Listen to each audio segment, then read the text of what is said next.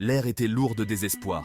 Ils étaient là pris au piège, leur rêve de liberté remplacé par la froide réalité de la captivité. Les grands cultivateurs Han, autrefois fiers et rebelles, n'étaient plus que des prisonniers. Leurs ravisseurs, le clan Yao, les observèrent avec des yeux de prédateurs. Thinking. Je dois cacher mes véritables intentions derrière un masque d'obéissance. Ici, la survie dépend de la ruse, pas de la force brute. La caverne résonnait des sanglots étouffés des vaincus. Zimo, l'esprit toujours fort, fixait leur ravisseur avec colère. Sa résistance était une lueur d'espoir dans l'obscurité suffocante. Elle refusait de se laisser intimider, même si le clan Yao resserrait son emprise sur ses prisonniers. Thinking, je ne serai pas brisé, pas par eux. À côté d'elle, Yang Kai ressentit une vague d'admiration. Il savait qu'il devait agir vite. Chaque instant qui passait augmentait leur péril. Le poids de leur situation pesait sur Yang Kai. Il connaissait la réputation de cruauté du clan Yao. Ils n'étaient pas connus pour leur pitié. Thinking. Je dois trouver un moyen d'exploiter leur arrogance, d'utiliser leur confiance contre eux. Mais comment? Le temps semblait s'écouler à chaque respiration laborieuse. Il devait élaborer un plan, et vite. Yao E, le chef du clan Yao, dégageait une aura de cruauté désinvolte. Ses yeux, froids et calculateurs, scrutaient les captifs comme un faucon guettant sa proie. Il les voyait comme des pions dans son jeu de pouvoir tordu. À ses côtés se tenait Yaoshi, sa sœur, dont la beauté était entachée de la même ambition glaciale. Thinking. Je dois jouer un jeu dangereux. Gagner leur confiance tout en préparant leur chute. C'est un pari risqué, un coup de dé désespéré. Mais dans ce jeu de survie, il n'y a pas de mise sûre. Yang Kai, avec une façade d'obséquiosité soigneusement travaillée, s'approcha de Yao He. Grand Yo-He, je vous offre ma loyauté indéfectible. Je vois la force du clan Yao, et je désire servir une telle puissance. Permettez-moi de prouver ma valeur, et je deviendrai votre atout le plus précieux. Il pouvait sentir le regard choqué de Zimo sur lui, mais il continua, imperturbable.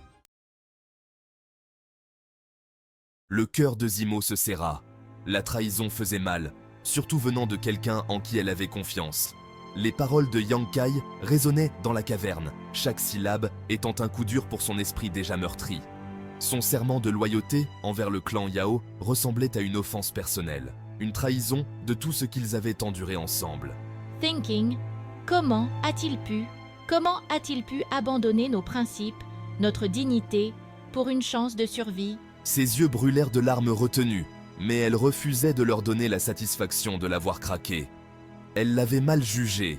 Zimo avait vu une lueur d'espoir dans les yeux de Yang Kai, une détermination commune à résister à leurs ravisseurs. Maintenant, cet espoir se transformait en cendres dans sa bouche. Ses paroles calculées, son obséquiosité feinte, la remplissèrent d'une rage froide et vide. Thinking, certaines choses valent la peine de se battre, même face à des obstacles insurmontables. Je préfère mourir debout que vivre à genoux. Je ne m'inclinerai jamais devant le clan Yao. Je ne livrerai jamais ma fierté à ces monstres. Autour d'eux, les autres captifs observaient de l'échange avec un mélange d'appréhension et de désespoir. La fierté avant la chute, l'arrogance du clan Yao, la loyauté. Yao laissa échapper un petit rire, un son profond et grondant qui résonna dans la caverne. La loyauté, Il regarda Yang Kai, ses yeux brillants d'une joie cruelle. une denrée précieuse, surtout de la part d'un ennemi vaincu. Yao aimait jouer avec sa proie, savourer sa peur avant de lui porter le coup fatal. Très bien, prouve ta valeur et tu seras récompensé. Trahis-nous et tu subiras un sort pire que la mort. Il savourait la peur qui scintillait dans les yeux de Yang Kai, la prenant pour une terreur authentique. Yao aussi, les yeux plissés, observait l'échange avec une pointe de scepticisme. Elle avait vu d'innombrables hommes s'effondrer sous le regard de son frère, et pourtant il y avait quelque chose chez Yang Kai qui lui donnait à réfléchir. Sa soumission semblait trop facile, ses paroles trop calculées. Pouvait-on lui faire confiance, ou jouait-il un jeu plus profond? Les jours qui suivirent furent un tourbillon de travaux forcés et de ressentiments frémissants.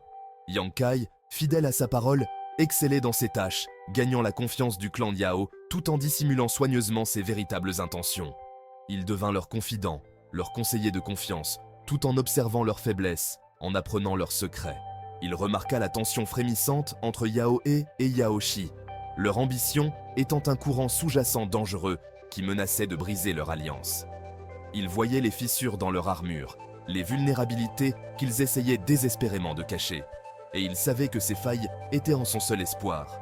Tard dans la nuit, alors que les autres captifs dormaient, Yang Kai s'approcha de Zimo.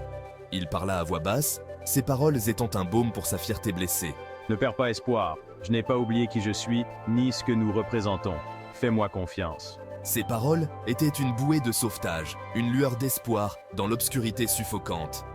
Un plan était en marche, et la vengeance, comme un plat qui se mange froid, était en train de mijoter.